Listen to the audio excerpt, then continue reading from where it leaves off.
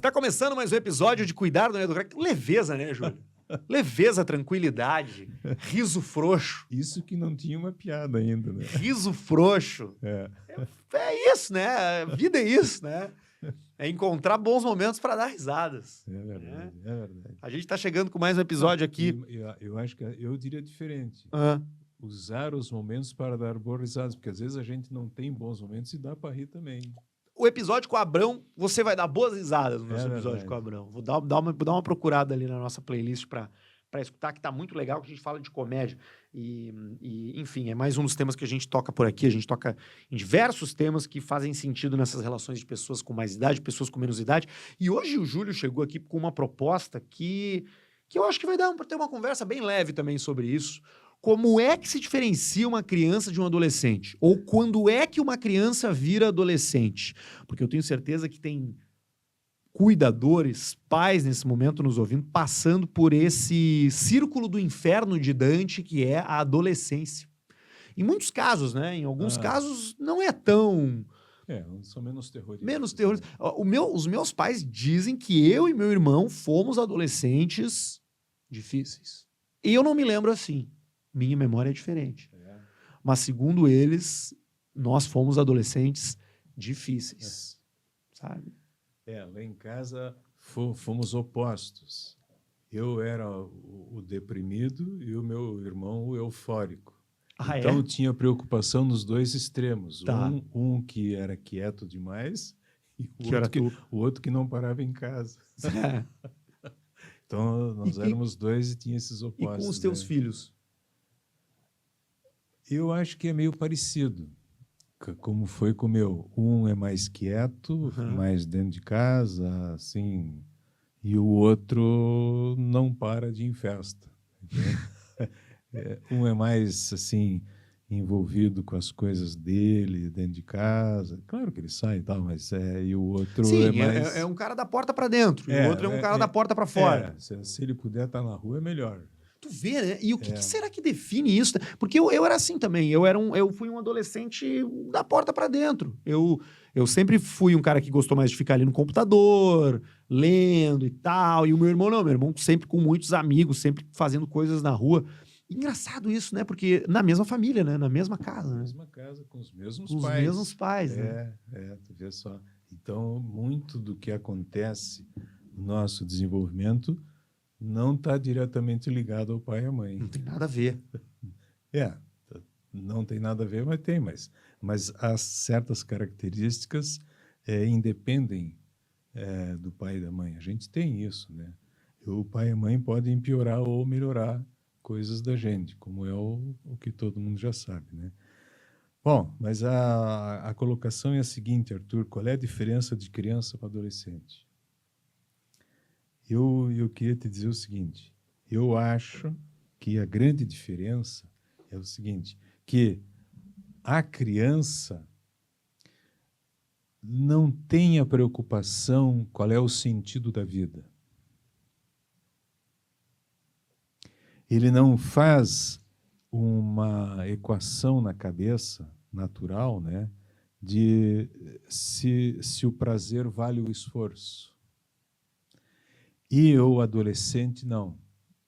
Para ele já começa a se pensar se vale a pena o esforço para tal prazer. Tu acha que perde um pouco da esperança o adolescente? Ele não perde. Boa tua pergunta, muito boa. Eu acho que ele não perde a esperança. Ele fica ele cria um problema se vale a pena viver ou não. Não é à toa que a gente tem muitas situações de suicídio na adolescência, porque na infância é raro, né? A não ser coisas mais histriônicas, mas na adolescência não. E isso ocorre porque há uma mudança. A gente fez um episódio, se tu lembra bem, daquele menino que pergunta para a irmã o que é a morte. Um menino de 6, 7 anos. Então, ele vai fazendo a pergunta, papapá, e a irmã vai respondendo, parará, mas ele não tem, no filme mostra, ele não tem uma indagação sobre o que é a vida, qual é o sentido da vida, qual é o significado da vida. Isso surge com a adolescência. Então, o significado da vida, que é se vale a pena viver, isto uma criança não tem, mas o adolescente tem. E aí começam as minhocações, né? Então, começam a vir crenças extremas ou ateísmos extremos. Pergunta se Deus existe. É uma pergunta que uma criança não se faz. E se ele se perguntar, é uma pergunta Sim, concreta. não interessa. É né? uma pergunta concreta. Agora, o adolescente, não, ele já criou a dimensão do sentido da vida e se vale a pena viver.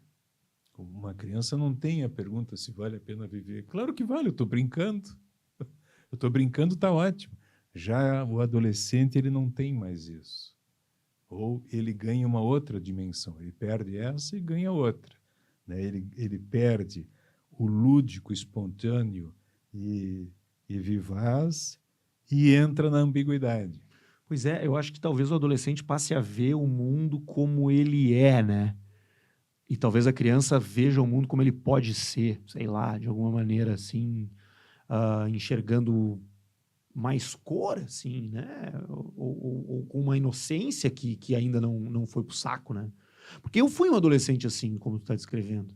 Eu me lembro que eu tinha uma professora de filosofia que eu gostava na escola, porque ela, cara, ali no primeiro ano, segundo grau, com 13, 14 anos, comecei a ser um pouco mais rebelde e tal, e aí eu fui ler Kafka. Uau. Queria ler Kafka. E aí eu Começou peguei. bem. Não, eu não entendi Nada. bosta nenhuma.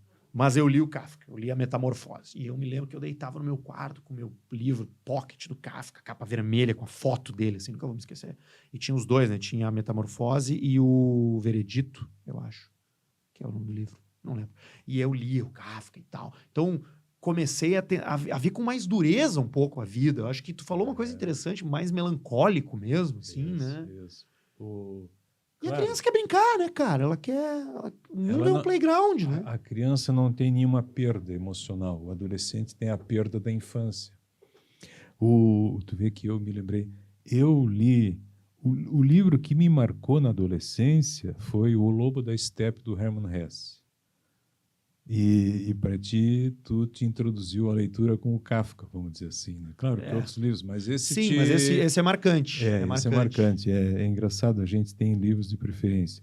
Mas a grande diferença de criança para adolescente é que o adolescente realmente começa a se perguntar sobre o sentido da vida.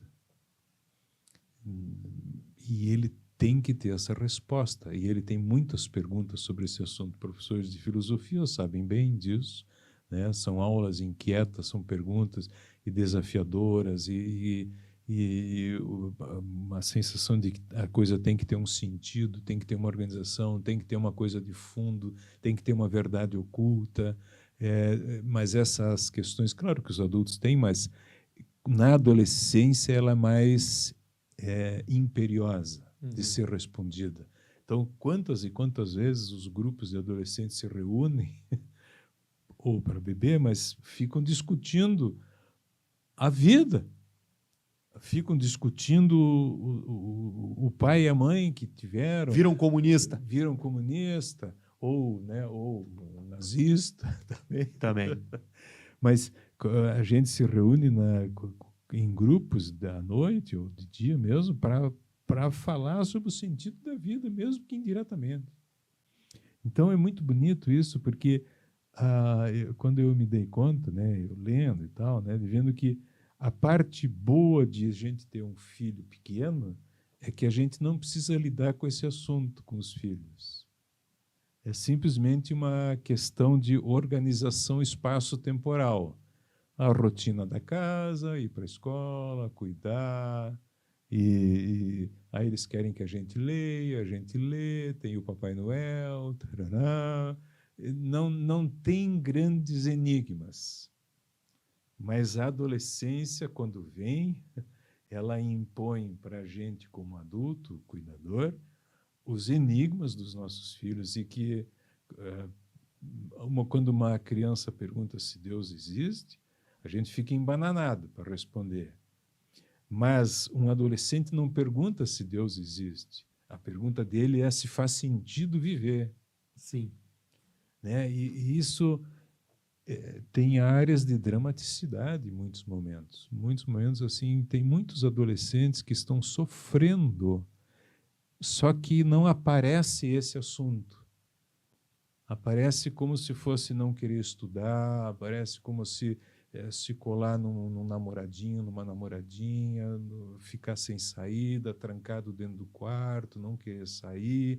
Nós podemos chamar isso de depressão. Pois é, Mas a pergunta, a questão interna é essa: vale a pena pois é, viver? e aí eu te pergunto, a gente fala muito aqui e no programa, e a gente muitas vezes dá mais, acho que talvez a gente dê mais exemplos de crianças menores, de idades menores. E a gente fala muito sobre essa, a gente já falou em vários episódios sobre como responder a questões, de onde vêm os bebês, o que acontece quando a gente morre, né? E sempre tem essa abordagem um pouco mais lúdica, muitas vezes, como uma ferramenta para dar uma resposta. E para um adolescente, Pois é. tem resposta errada para um adolescente que possa gerar um efeito mais catastrófico para uma pergunta desse tipo? Vale a pena viver? Sabe que, de novo, cuidar não é educar, serve para a adolescência. Uma atitude de cuidado é diferente de uma atitude de educar. Só que na adolescência, como que nós vamos ajudar um filho nosso a responder a pergunta pelo sentido da vida, ou se vale a pena viver? Porque isso a gente não consegue colocar a vida mais dentro deles. Entende? Como que eu vou colocar amor dentro dele? Como que eu vou colocar uma segurança de que vale a pena viver? Porque isso é uma questão existencial, isso é uma questão de correlação de forças internas que o ambiente externo pouco tem para fazer. Né? Eu me lembro que o Rainer Maria Rilke perguntou para o Freud: doutor Freud, de que adianta amar se as coisas acabam e morrem? Nós temos que imaginar que os nossos filhos adolescentes estão com essa pergunta: de que adianta eu estudar isso aqui para não usar? Essa que eu vou tomar banho se amanhã eu vou me sujar de novo? Essas perguntas são perguntas, digamos assim, de uma equação econômica, né, de mais e menos, mas no fundo está essa questão: se vale a pena o esforço pelo prazer obtido. Mas ela é engraçada, né? Porque por mais que ela seja questionadora e talvez ela já, na pergunta, já tem um desejo de resposta que é do tipo, não vale a pena mesmo, né? Ela é cheia de vida, essa pergunta, né? Ela é cheia de vida, isso aí. O problema é quando essa pergunta não existe. Exato. Quando ela não surge. Agora, quando ela surge, a gente pode ou conversar, ou, no caso, estou pensando no adolescente diretamente, né? Quando eu digo não no pai e na mãe. O ideal seria se ele pudesse conversar com alguém fora de casa, com amigos, para se identificar que estão tendo os mesmos problemas, né, para não serem diferentes, ou com um padrinho, ou com um tio, ou com um professor, ou seja, alguém que a gente se sinta livre para poder questionar tudo. Porque um adolescente, ele questiona tudo. E é da natureza dele isso. E se ele não fizer isso, é porque ele não está bem. Um adolescente que não é questionador, ele não está bem. Porque é da natureza da adolescência mudar o mundo, mudar a vida, mudar o significado das coisas. A gente, quando vai ficando velho, vai se acostumando, querendo tudo do mesmo jeito, porque quer a rotina. O adolescente vem para romper, para mudar, para tornar as coisas novas. A gente fica adulto e vai se cansando de fazer o esforço por algo novo. E esses que estão vindo têm a vitalidade de mudar as coisas. Então, uma das razões é que, além da energia biológica da adolescência, é que o adolescente lida por muito tempo, dos 13 em diante, 14, até os 22, 23, 24, 25, a pergunta pelo sentido da vida. Quer dizer, o sentido da vida é aquilo que eu estou dizendo de uma maneira bem específica. Se vale a pena o esforço para a obtenção do prazer.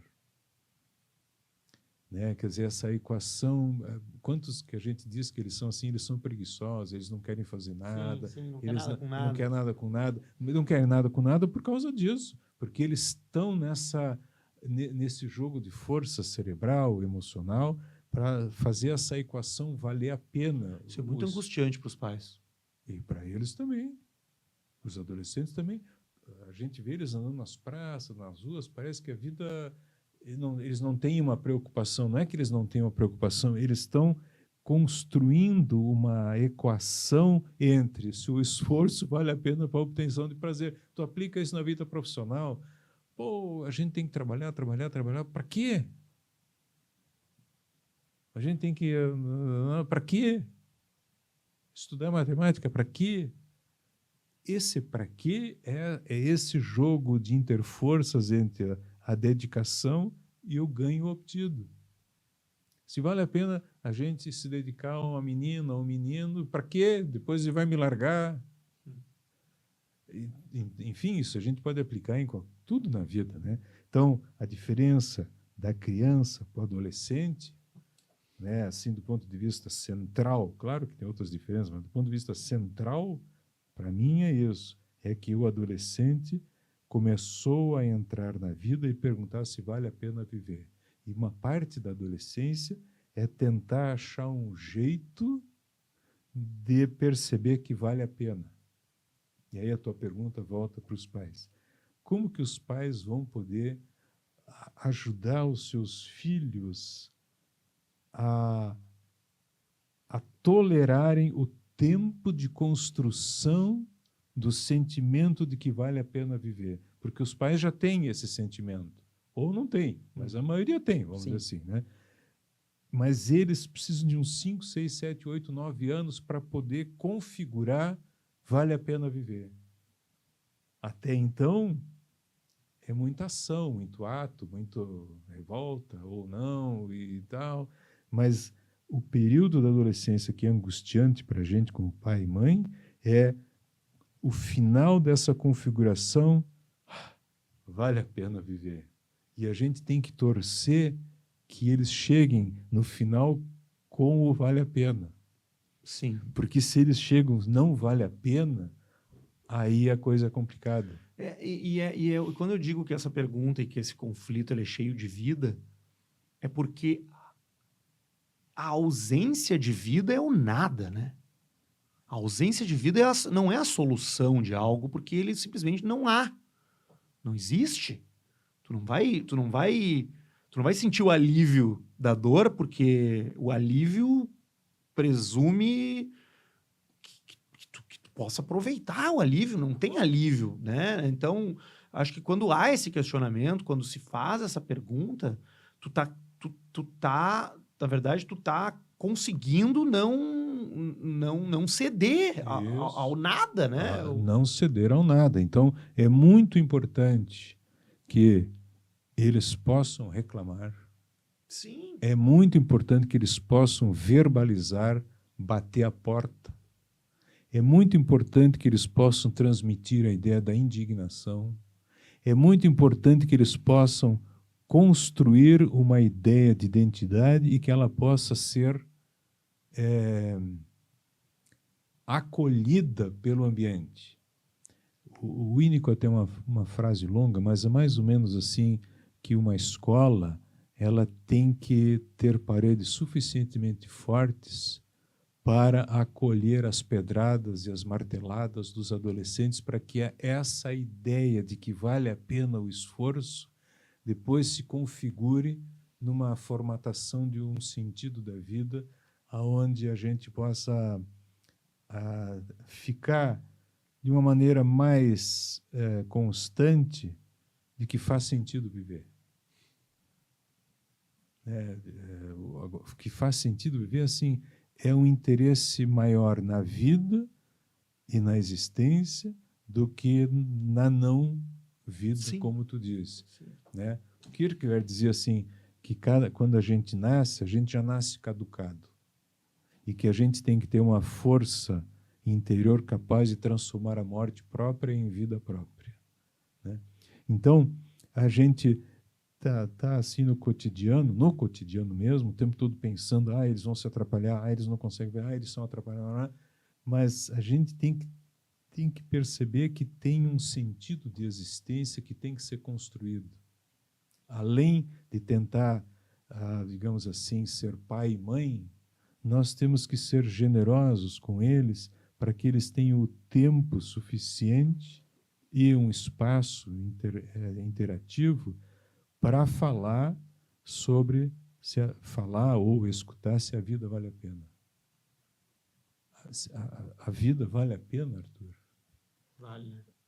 Mas para ti e para mim, porque a gente passou por isso e o resultado final é de que vale a pena. E por isso que a gente se mantém vivo. Mas construir essa ideia de que vale a pena não é simples e não é rápida. Eu vou tentar traduzir de uma outra maneira. Como que a gente pode ajudar uma criança a não perder a esperança? E o adolescente também. E eu tenho uma ideia que, como pai e mãe, um dos elementos que eu acho muito importante é que a gente não deboche do sofrimento. Não debochar da angústia. Um exemplo bem específico. Quando uma menina ou um menino conta para a mãe, falar nesse sentido, o pai está abusando de mim, e a mãe diz para ela, isso não é verdade. Isso não é real.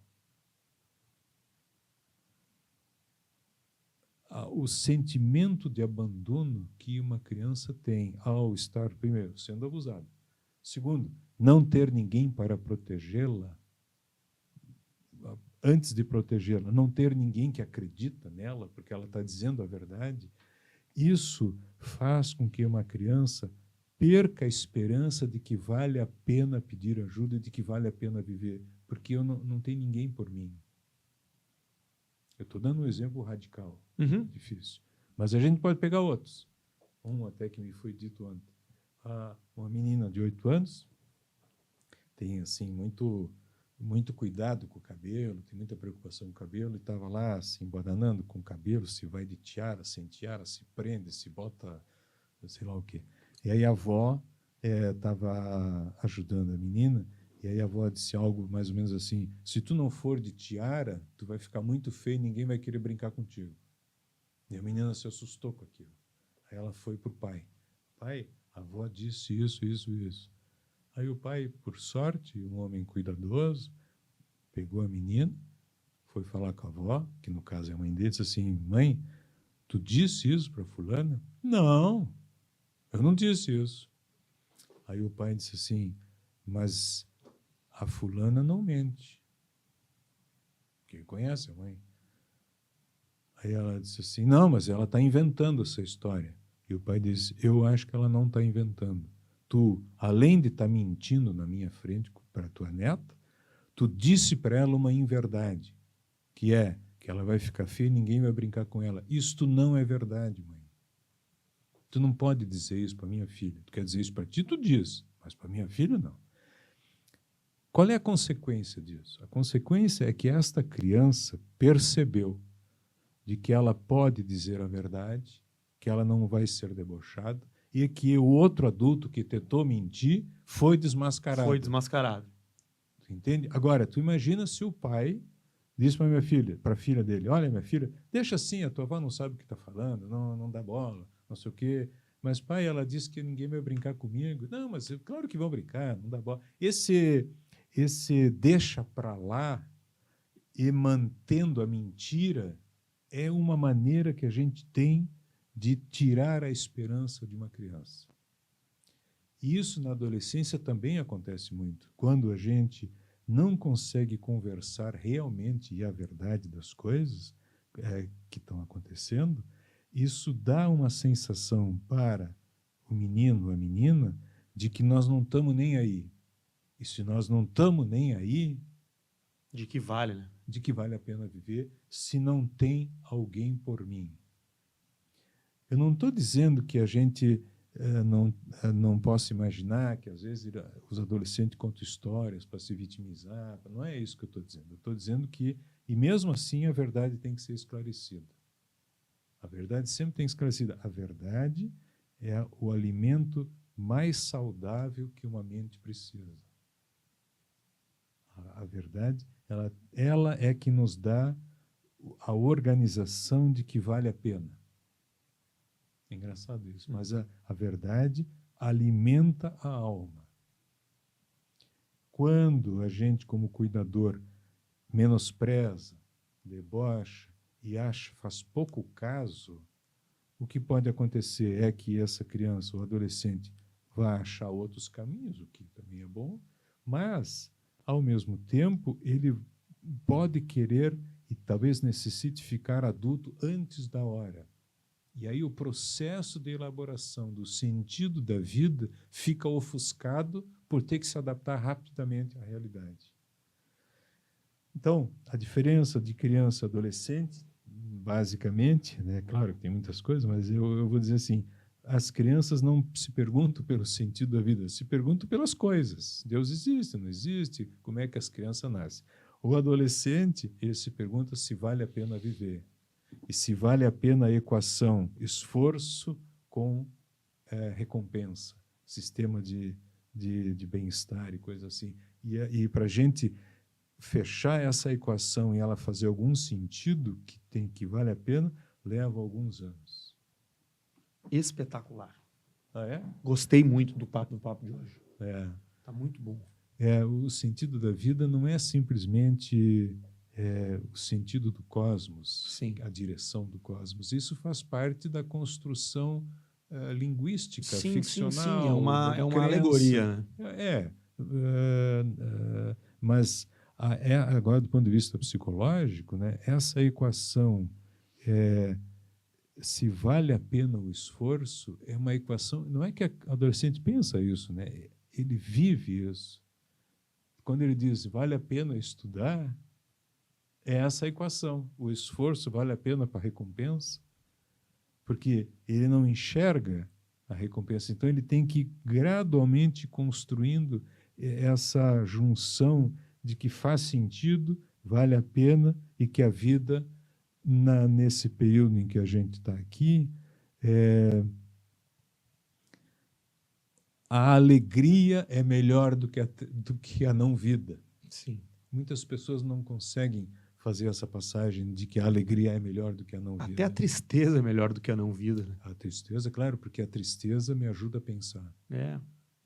Agora, a não-vida quer dizer uma falta de satisfação nessa conexão entre o esforço e a recompensa. Quando isso não acontece nas dimensões, a chance de a gente ter a satisfação na vida é muito pequena. Cuidar não é educar, tem parceria do SEAT, Colégio Evangélico Alberto Torres, lá de Lajeado. Um abraço para a turma toda lá. E procure conhecer aí o SEAT nas redes sociais. Tenho certeza que você vai curtir muito, especialmente se estiver nesse momento da vida aí de estar procurando uma instituição para os seus pequenos ou para os seus médios. Para os seus médios, e pequenos também. A gente volta a qualquer momento no YouTube, no Spotify, aonde você quiser. Esse é Cuidar não é educar. Tchau, Júlio. Obrigado. Um abraço, Arthur.